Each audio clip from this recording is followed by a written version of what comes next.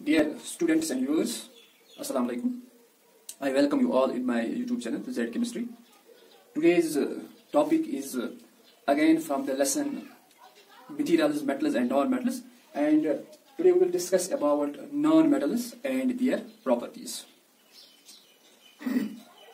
Yesterday, as I was telling you that there are 118 elements known till date, and these elements were classified into metals, non-metals and metalloids by a famous chemist, Lavoisier, on the basis of their physical and chemical properties. And these non-metals are those class of elements which are present on the right side of the periodic table, and these non-metals are usually less in number than that of the metals, or rather we can say that metals dominate in periodic table as compared to that of the non-metals, and these non-metals are present on the right side of the periodic table. Now we will go through the properties of these non-metals. The first property, non-metals are soft, or rather we can state that they are very soft as compared to that of the metals, except diamond. Diamond is an allotrophic form of carbon. Allotrophy is a property in which any element that exists in two or more different forms, and this carbon, it exists in three different allotrophic forms. One is diamond, another is graphite, and another allotrophic form is there that has been discovered very recently. That's called as Buckminster fullerene. This diamond is the hardest known substance on the earth. That is why here I mentioned it that there is an exception, and that is diamond. Or we can state that there is an exception, non-metal carbon, or there is an exception diamond, which is an allotrophic form of carbon. The first property. The second property is that they are not malleable. It means that these non-metals cannot be drawn into thin sheets. Yesterday we came across this property in case of metals, where we find that we see thin sheets of iron, thin sheets of these copper, thin sheets of gold, or we see different decorative items, different substances, different construction materials, which are usually made from the metals, and this is due to the property of malleability that is present in those metals. Whereas these non-metals, they are not malleable, hence thin sheets cannot be drawn from them. These non-metals are also they are not ductile also. It means that they do not show the property of ductility. It means that these non-metals cannot be drawn into wires. We can state that these non-metals cannot be drawn into thin wires. As we see yesterday, that metals can be drawn into wires, or thin wires can be drawn from these metals.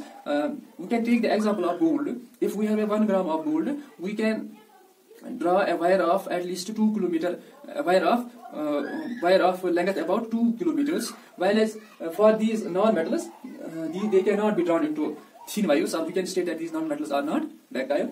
Another is there that these non-metals have low melting point and boiling point. Yesterday we came across metals where we learned that metals have high melting point and boiling point because of the presence of metallic bond in them. Whereas in these non-metals there is no metallic bond, or rather the chemical bonding present in these non-metals is very weak, or that bond is also called as van der Waals bond. There are some other chemical bonds like covalent bond or coordinate bond present in them, and those that particular chemical bond is not much stronger as that of the metallic bonding. That is why these non-metals have low melting point and boiling point. But exception is their diamond.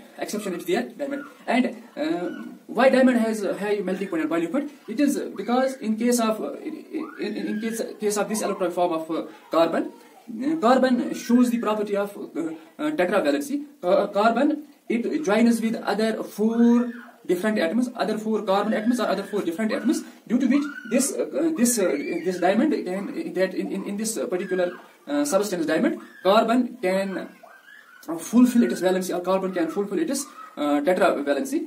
That is why this diamond has high melting point and boiling point. These non-metals, they are non-sonorous. These non-metals are non-sonorous. Whenever these non-metals are beaten, or whenever these non-metals are struck, whenever these non-metals are struck, or whenever these non-metals are beaten, they do not produce sound. As we learned in case of metals, whenever we beat metals, they can produce sound, whereas no sound is produced in case of these non-metals. Hence we can state that these non-metals are non-sonorous.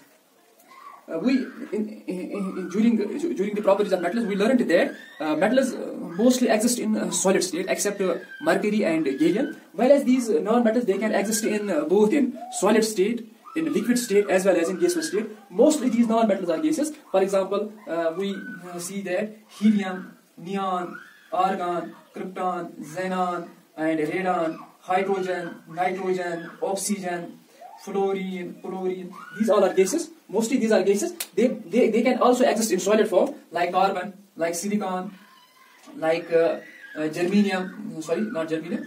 Like iodine. They can exist in solid form. They can also exist in liquid form, like bromine water. Bromine, which exists in a liquid state.